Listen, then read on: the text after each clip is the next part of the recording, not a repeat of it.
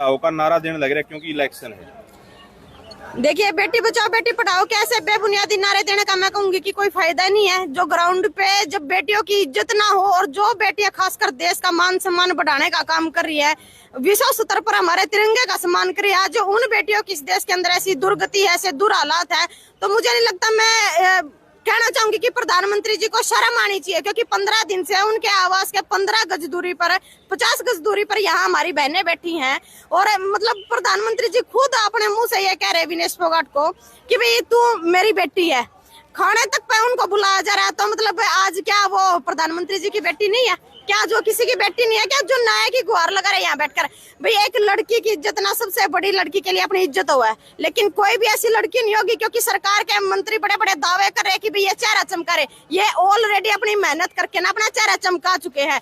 कोई बेटी ऐसी नहीं है कि वो अपनी इज्जत रोड पे आके नीलाम करके तब अपना चेहरा चमकाएगी।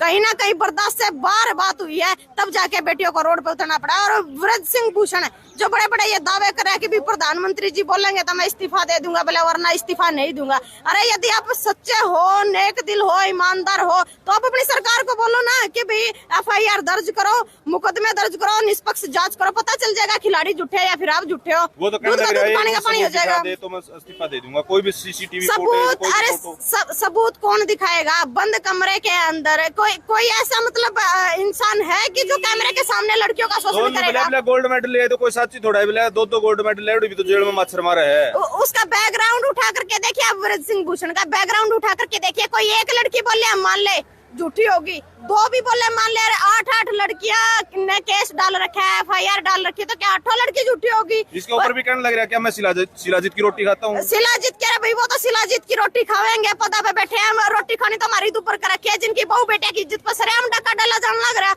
और हम कहना चाहेंगे उन्होंने कि भाई FIR लॉन्च करके ना निष्पक्ष इस मामले की जांच हो, पता चल जाएगा, दूध का दूध पानी का पानी हो जाएगा। आखिर FIR तो लॉन्च हो चुकी है, FIR लॉन्च हो चुकी है भाई, सरकार इनकी है, प्रशासन इनका, हम उम्मीद किसी से नहीं लगा रहे कि हमने न्याय मिलेगा, क्योंकि सारा सौदा इनका है।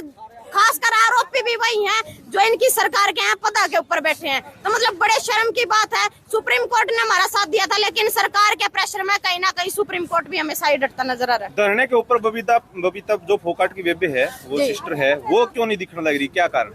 नहीं देखिए, तमाम जितने भी हमारे खिलाड़ी है सारे यहाँ धरने पर नजर है। जो कोई जिसके मन में थोड़ा बहुत लालच ना, भाई लालच कुछ भी करवा दिया करा है, लेकिन मैं सरकार ने न्यू कहना चाह रही भी, तमाम जितने भी खिलाड़ी आप बेटी बचाओ बेटी पढ़ाओ के नारे देते हैं, तो मतलब क्या आप जब कार्रवाई करोगे क्या पूरे देश की बेटियों के साथ ये हालात होंगे? बेटी बचाओ बेटी पढ़ाओ का नारा दिया तो बेटियों की इज्जत सभी के लिए समान है, चाहे वो एक बेटी हो चाहे फिर वो 1000 बेटी हो। बेटियों की इज्जत तो नारे के जो आपने नारा दिया वो सक्सेस तो तभी होगा ना, वो सक्सेस की भी जो बेटियों का सम्मान होगा। यदि देश की कोई एक भी बेटी दुखी है तो वो नारा मैं सक्सेसफुल नहीं समझती सरकार। आज का दृश्य देखें, 2021 याद दिलाने लग रहा है, जिस टाइम किसान आंदोलन चलने लग गया था, तमाम खापे तमाम आपके लीडर आए हुए, बड़े नरेश टिकैत की बात कर लो, चौधरी राकेश टिकैत की बात कर लो, क्या अगर सरकार बैकफुट पर नहीं आती आज तो दोबारा से बड़ा आंदोलन? देखिए बिल्कुल बड़ा आंदोलन होगा, क्योंकि उस टाइम हमारे किसान आंदोलन की बात थी, सिर्फ किसान खेती तक की बात थी, लेकिन अब की बार जो बात आई है वो नस्ल पर बात आ चुकी है। जब देश के अंदर हमारी बहन बेटियां सुरक्षित नहीं होंगी तो मतलब क्या फायदा फिर ऐसे लोकतंत्र देश का?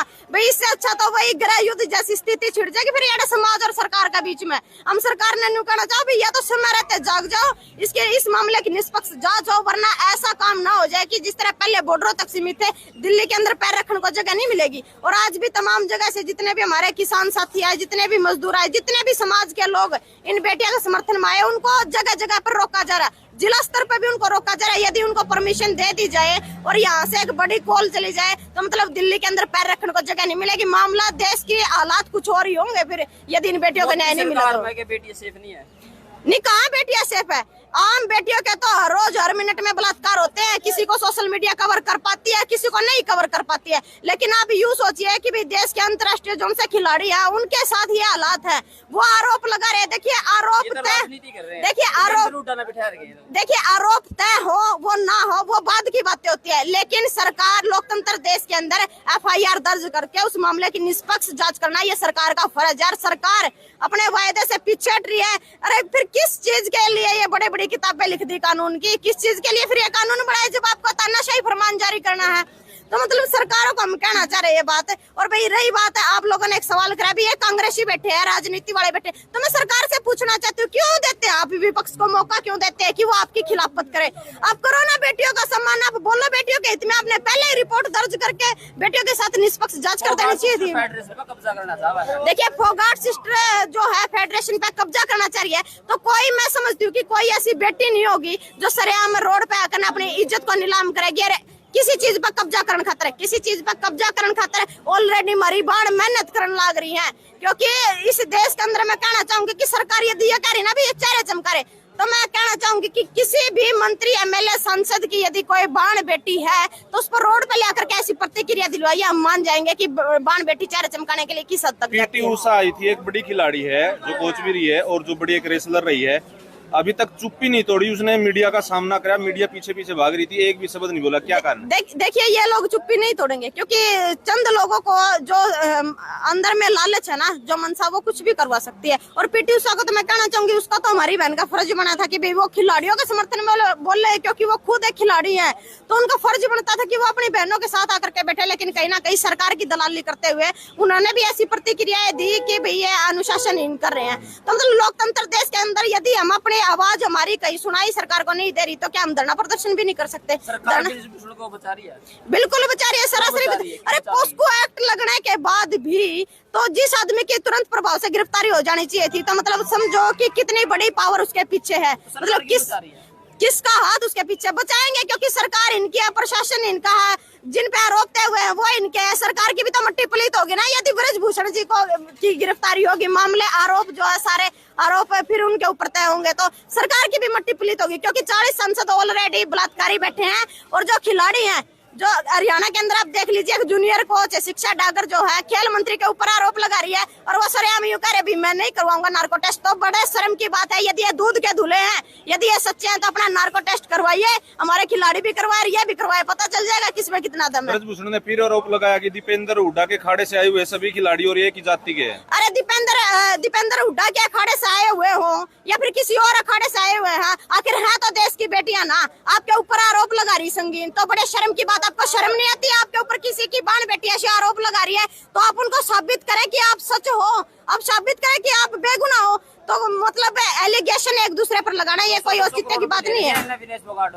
200 करोड़ रुपए, फिर मैं कहना चाहूंगी भी 200 करोड़ रुपए यदि हमारे द्वारा होंगे तो भाई हम क्यों इस देश में रोड़ा के ऊपर बैठे होंगे? आम जनता अपने घर के अंदर बैठी होती यदि ऐसी फंडिंग विपक्ष आम जनता के लिए देता। हम तो आम गरीब किसान मजदूर के बड़े खा। अरे सरकार ने एक बात और कहना चाहूंगी कि आप इतिहास उठा करके देख लीजिए, जो दंगल के अंदर कुश्ती करे ना, वो सिर्फ हमारे किसान मजदूरों के बड़े करे, किसी MP MLA सांसद का बेटा नहीं पाओगा जो दंगल के अंदर कुश्ती लड़ता हो।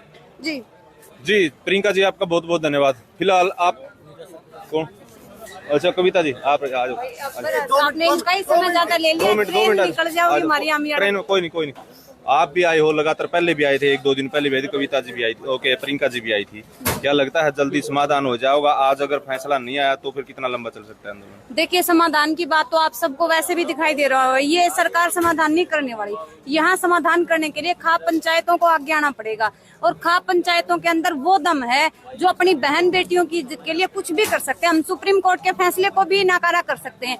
सबसे बड़ा सवाल यहाँ आपने अभी पूछा था, आपने अभी बोला इनको दीपेंद्र जी के अखाड़े से आए हैं, तो जब ये बेटियां मेडल लेके आती है तब दीपेंद्र के अखाड़े से क्यों नहीं आती है? ब्रजभूषण जो भी बोल रहा है, तब ये दीपेंद्र के अखाड़े से क्यों नहीं आती? तब देश का मान सम्मान क्यों हो जाता है? तब तिरंगा क्यों लहराते हैं वो?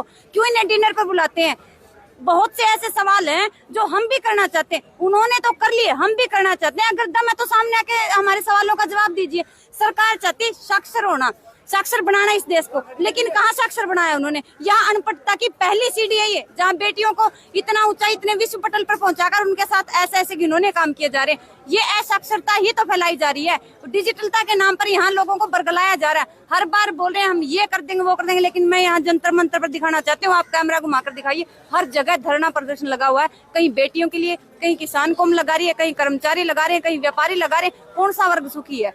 बहुत से ऐसे सवाल है हमारे मन में जो हम ब्रजभूषण जी से भी करना चाहते हैं, प्रधानमंत्री मोदी जी से भी करना चाहते हैं। आप सामने आइए और हमारे सवालों का जवाब दीजिए।